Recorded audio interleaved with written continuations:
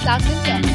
Bayad utang at ipadala sa pamilya. Bahay, tsaka negosyo. I will feed dogs and cats on the streets. Kasi I love animals.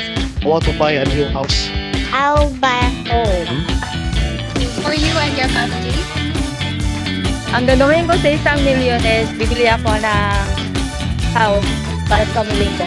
Tutunto ko ito sa mga nangangailangan at syempre, ipapalago ko ito.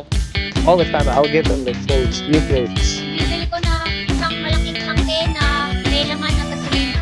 To travel around the world because I want to see how beautiful the world is. I-invest. Mag-transact na sa Everywhere at makaisak ka sa magiging limang milyonaryo ngayong April 28, 2026. Good luck!